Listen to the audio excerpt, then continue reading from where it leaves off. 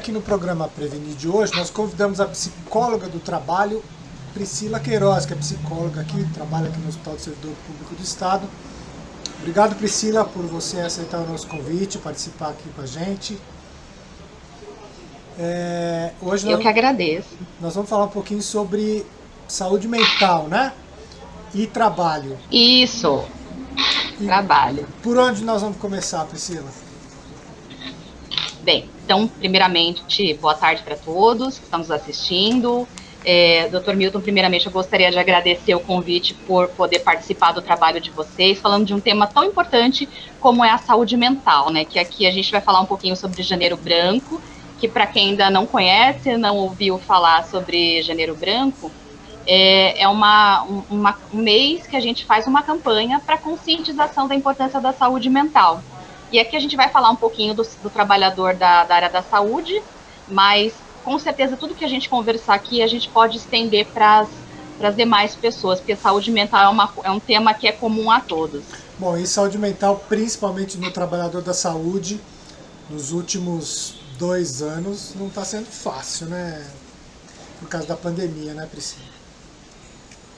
Principalmente. Na realidade, assim, a gente já vinha tendo uma discussão de saúde mental bastante pertinente um pouco antes da pandemia, mas, assim, acho que a pandemia, ela meio que colocou um holofote em tudo que a gente já estava discutindo e escancarou muitas questões. Então, acho que é importante a gente conversar um pouco sobre isso e começar a quebrar alguns tabus quando a gente fala de saúde mental. E aí, assim, acho que só para dar uma contextualizada, como que surgiu essa iniciativa do Janeiro Branco? Na realidade, assim, foram profissionais de saúde de vários segmentos, inclusive da área da saúde, instituições públicas, instituições privadas, que começaram a discutir sobre a questão da saúde mental, porque, como eu falei, ainda é um tabu mesmo nos dias de hoje, porque quando a gente fala de saúde mental, a gente tem muito ainda aquela visão de filme que a gente vê nos cinemas, que é aquela visão bem negativa do manicômio, da loucura. E isso cria um estigma muito forte em relação às pessoas que sofrem algum tipo de transtorno mental, que têm algum sofrimento psíquico. Porque E você na acha que as realidade, assim, a pessoas gente precisa escondem isso? Você acha que as pessoas escondem? Ou, não dão ou bastante. tem uma coisa de isso é frescura, eu preciso ser forte, não tenho nada, tal, e isso meio que posterga a pessoa procurar ajuda, por exemplo? Você acha que é isso? Sim, com certeza. Na realidade, assim, o que eu percebo muito na minha prática clínica? As pessoas, elas, às vezes, escondem até dos próprios familiares, com medo de serem motivo de chacota, de serem, às vezes, excluídas, de sofrer uma discriminação, um preconceito, infelizmente. E isso faz com que as pessoas, na maior parte das vezes, ou elas não tratam o problema, ou elas se isolam, porque muitas vezes elas não sabem como buscar ajuda, não contam com apoio dentro de casa, às vezes até no próprio trabalho, o colega, o gestor não sabe como lidar, então aquela pessoa ela fica meio que à deriva, sem saber onde buscar ajuda. Então isso ajuda a mascarar bastante, sim. Mas, por exemplo, como que eu vou perceber, eu como trabalhador, se eu estou estressado, se eu estou cansado, se eu preciso de férias, ou se eu preciso de um tratamento mais especializado mesmo para a saúde mental? Qual que é a diferença entre estar de saco cheio de trabalhar, porque está cansado, ou que realmente está passando por um processo psicológico, psiquiátrico, que precisa de uma atenção especializada, vamos dizer assim? Na realidade, a gente pode ficar atento a três aspectos, basicamente, né? O primeiro seria a duração dos sintomas, o segundo seria a intensidade desses sintomas, e o terceiro, o quanto isso compromete a vida dela como um todo, seja com relação à produtividade no trabalho, seja com relação ao rendimento acadêmico dela, a qualidade das relações sociais. Tudo isso vai, de alguma forma, ser um indicador para a gente perceber o que está, de repente, fora do lugar. Assim, a gente precisa lembrar o seguinte: tristeza, raiva, enfim, tudo isso são emoções humanas. Então a gente precisa também quebrar esse outro estigma de que a gente não pode sentir tristeza, que a gente não pode em nenhum momento chorar.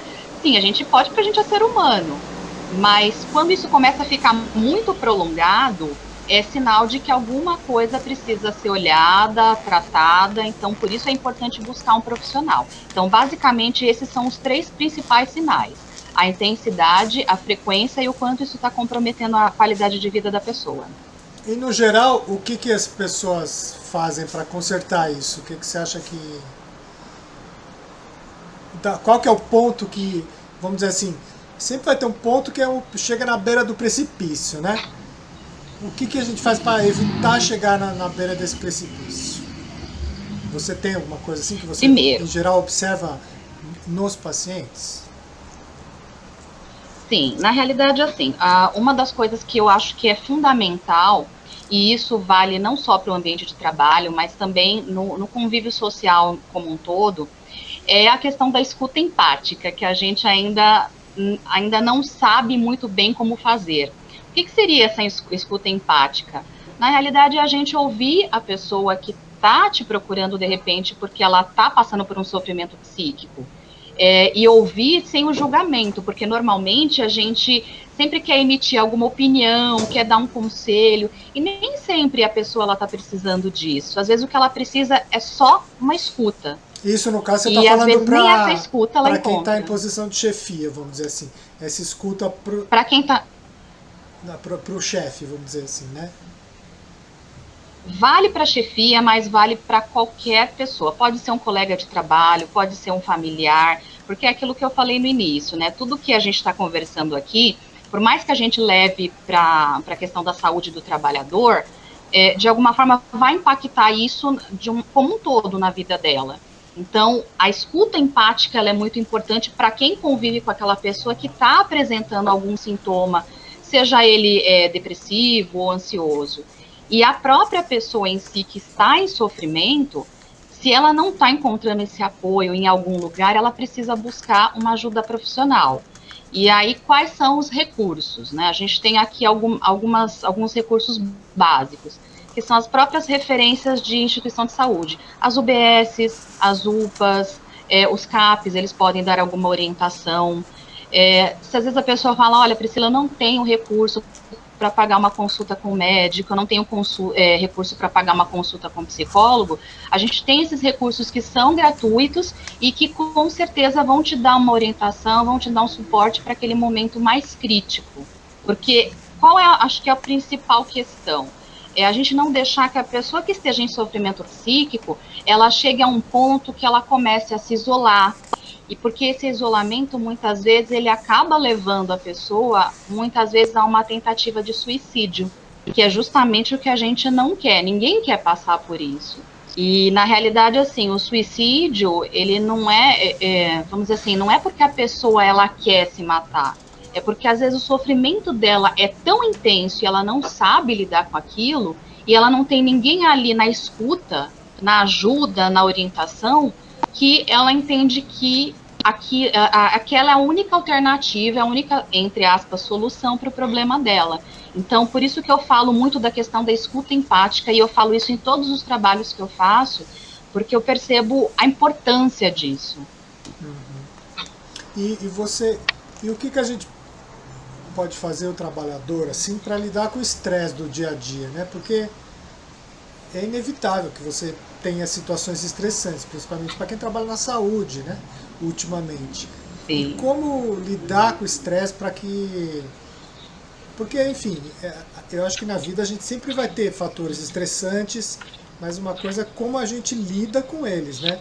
O mundo não vai virar um paraíso, mas como a gente olha esse mundo pode melhorar, de certa forma, para a gente... para melhorar a nossa saúde mental, né? De como eu vejo as coisas, né? Ah, sim, com certeza. Na realidade, assim, acho que tem algumas orientações que são bem simples, que a gente pode pensar em termos de autocuidado, até para evitar que a pessoa chegue, de fato, num quadro de adoecimento. que são, às vezes, atitudes corriqueiras, que muitas vezes as pessoas não dão atenção de tão corriqueiras que elas são, mas elas são extremamente importantes, que é, por exemplo, você ter uma boa qualidade do sono. A gente sabe que agora, com esse período de pandemia, principalmente o profissional da área da saúde, ele teve algumas alterações aí nessa questão do sono, tamanho o nível de estresse, de ansiedade que todos têm enfrentado aí por conta dessas questões de saúde. Mas ter uma qualidade de um sono reparador é fundamental para você conseguir enfrentar bem o seu dia, resolver as suas questões e ter produtividade, se sentir feliz. Acho que esse é o primeiro ponto. O segundo ponto é a questão da própria alimentação. A gente precisa ter um cuidado com a nossa alimentação para ela ser balanceada, para não causar processos inflamatórios no nosso organismo, porque tudo isso também ajuda, influencia na nossa saúde mental. Um terceiro ponto que eu diria que eu acho que é fundamental também é a questão da qualidade dos nossos relacionamentos interpessoais.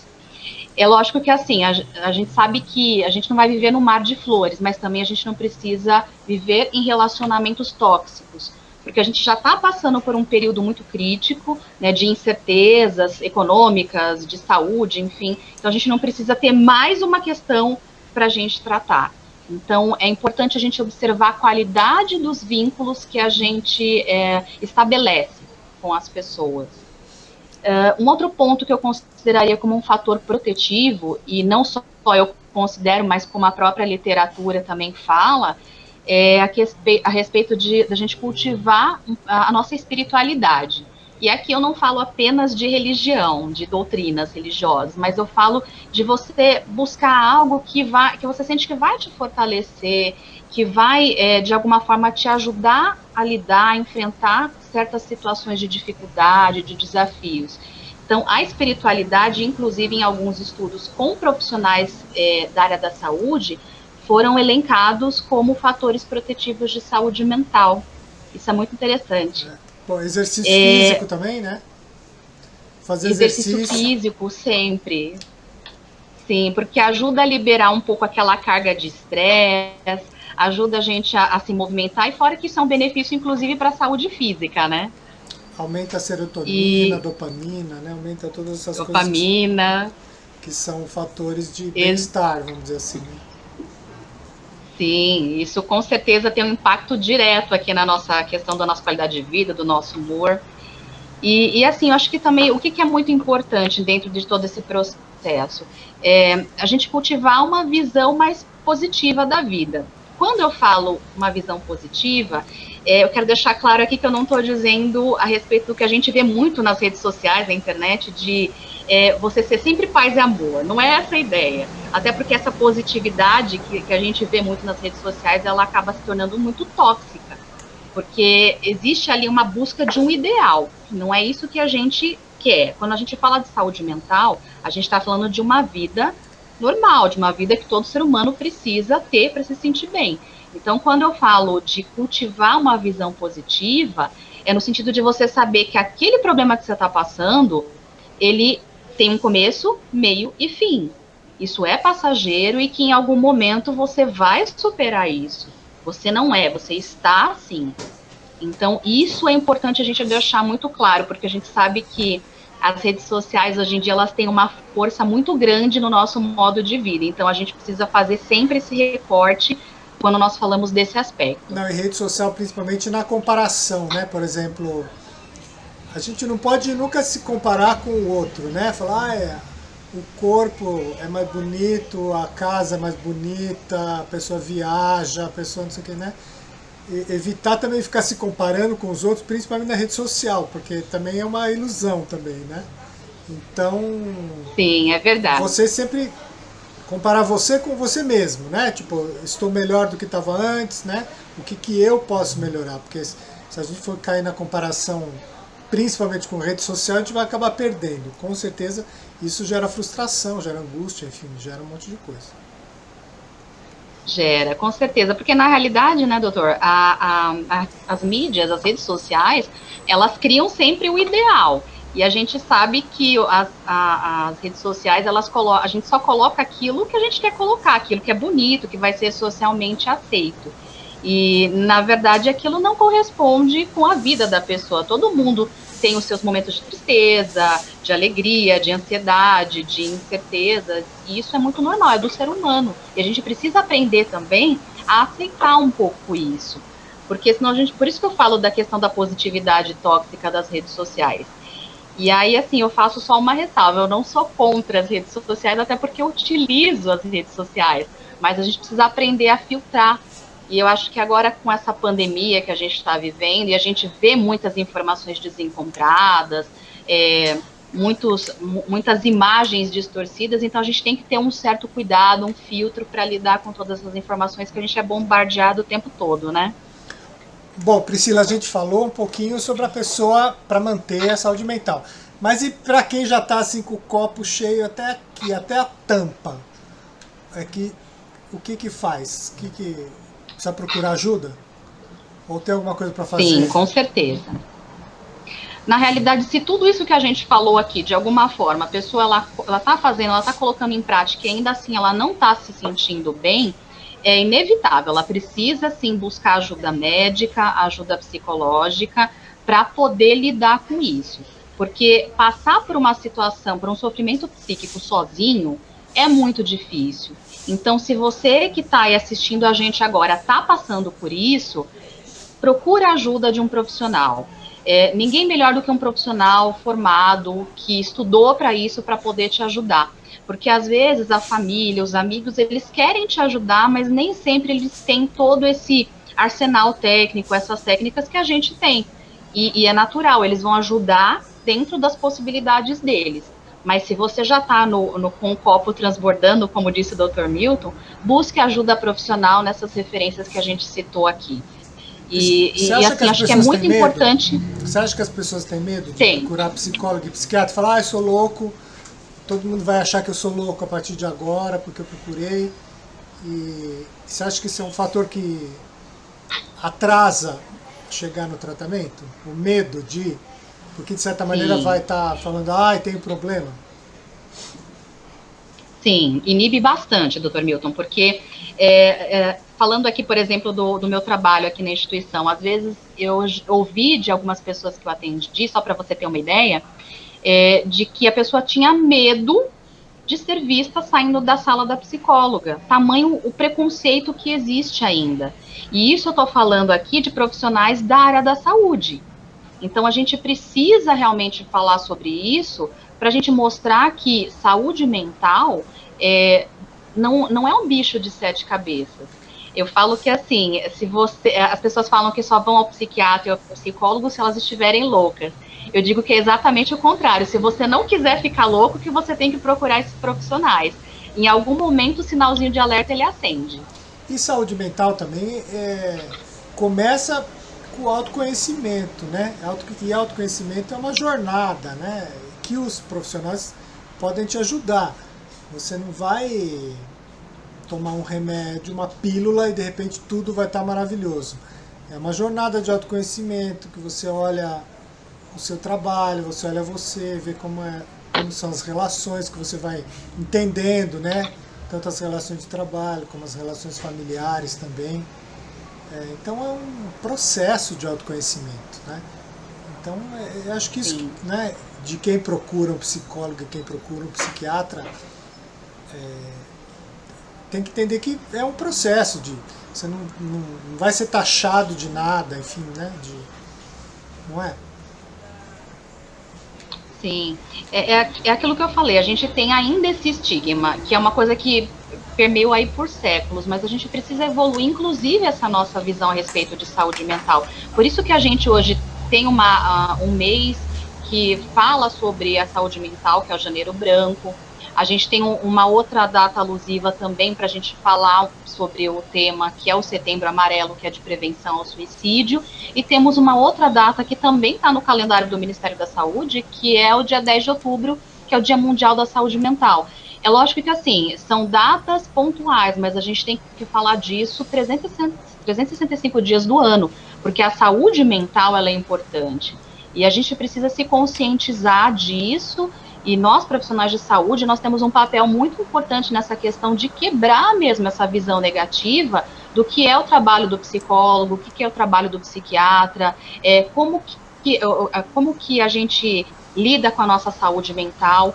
E o Dr. Milton falou uma coisa muito importante, que é a questão do autoconhecimento e da jornada, porque a gente precisa também, aí acho que é um outro ponto a ser quebrado, a gente parar com aquela ânsia de querer tudo para ontem. Isso é uma jornada, isso é uma construção e isso leva tempo.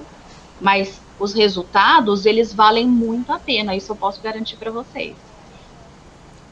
Bom, Priscila, o papo aqui é curto, é mais para a gente chamar atenção para esses temas, dar algumas dicas. Faltou alguma coisa da gente citar para poder encerrar? Eu acho que assim, eu só gostaria de deixar uma mensagem para quem está nos assistindo, que eu acho que é muito importante. Transtorno mental não é frescura. A gente precisa lembrar que todos nós temos as nossas limitações, a gente tem as nossas emoções, nossos sentimentos, os nossos desejos, as nossas necessidades, e isso não nos torna diferentes um do outro, né? Na questão de buscar ajuda quando precisa. Então, lembrem-se, transtorno mental não é frescura. Se alguém está passando por alguma situação, não esqueça de buscar ajuda. Bom, Priscila, então obrigado por você ter participado aqui com a gente. Espero que volte para outros papos sobre outros temas também. E obrigado para quem está assistindo. Aproveita e assina aí se inscreva no canal do Prevenir no YouTube, porque daí sempre que sair vídeo novo, você vai estar sabendo também. Muito obrigada, Dr. Milton, pelo convite mais uma vez e até a próxima.